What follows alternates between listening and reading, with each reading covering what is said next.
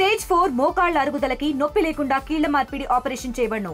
Doctor Ramesh Gajula, endoscopic spine ortho surgeon and pain physician, Panacea spine pain ortho and sleep centre, Uppal, Hyderabad.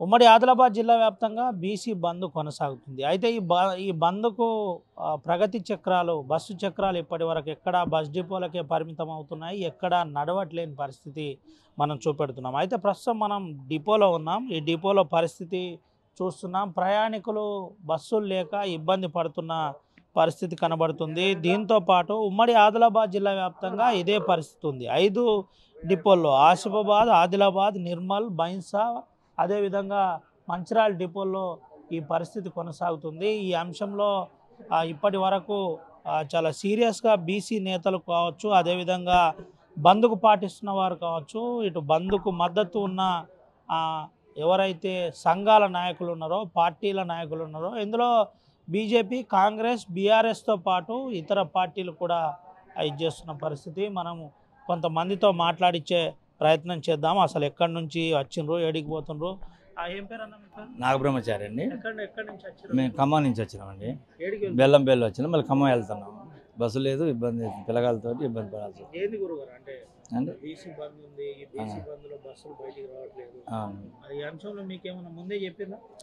నిన్నైతే తెలియజేసారండి, bus బంద్ అని తెలియజేశారు.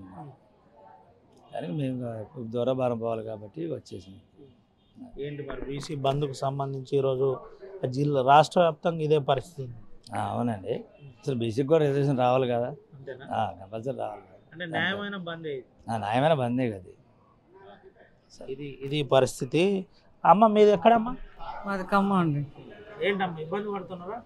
ఇబ్బంది పడుతున్నాం అండి, బస్సు లేకపోతే ఇబ్బంది. అంటే మీకు నిన్ననే చెప్పినా కదమ్మా ఈ అంశంలో కొద్దిగా బస్సు ఇబ్బంది అవుతుంది. అవునండి, తెలియజేశాను. ఈరోజు సాయంత్రం వరకు ఇదే పరిస్థితి. ఇబ్బంది కోసుకుంటున్నా మరి?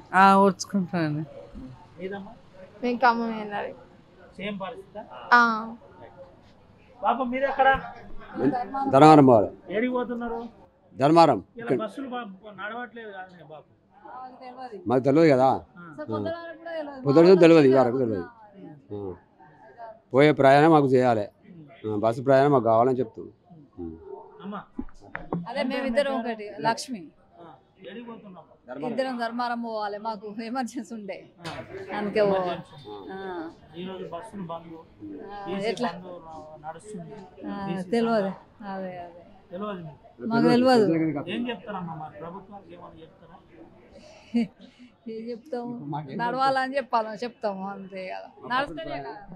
ఇది పరిస్థితి. కొంత ఇబ్బంది ఉంది, అసౌకర్యం కలుగుతుంది, కానీ బస్సులు నడిస్తే బాగుండని చెబుతున్న పరిస్థితి. అయితే ఓవరాల్ అంశం కనుక చెప్పినట్టు కనుకైతే బీసీ బంద్ ఎఫెక్టు ప్రయాణికుల మీద పడిందని చెప్పచ్చు. అయితే ఈ అంశంలో కొంత పూర్తి స్థాయిలో అధికారులు కూడా, అంటే పోలీసులు కూడా మనం చూపెట్టచ్చు. పోలీసులు కూడా ఎక్కడ అవాంఛనీయ సంఘటనలు జరగకుండా జాగ్రత్త పడుతున్న పరిస్థితి కనబడుతుంది, ఇబ్బంది లేకుండా పరిస్థితి కనబడుతుంది. అయితే కొంత దూర ప్రాంతం నుంచి వచ్చిన వాళ్ళు ఎవరైతే ఉన్నారో ఈ బీసీ బంద్ అంశంలో కొంత తెలియకపోవడం, చంద్రపూర్ ఇటు పక్కనే ఈ నుండి కనెక్టివిటీ ఉంటుంది. అయితే మహారాష్ట్రకు వెళ్ళే ఇటు సిరివంచ కావచ్చు, అటు చంద్రపూర్ కావచ్చు, ఆదిలాబాద్కు వెళ్ళే ప్రయాణికులు కొంత ఇబ్బంది పడుతున్న పరిస్థితి కనబడుతుంది. అయితే ప్రస్తుతం బంద్ ప్రశాంతంగా కొనసాగుతుంది. అయితే ప్రయాణికులు కూడా ఇటు ఇబ్బంది పడుతున్న పరిస్థితి కనబడుతుంది.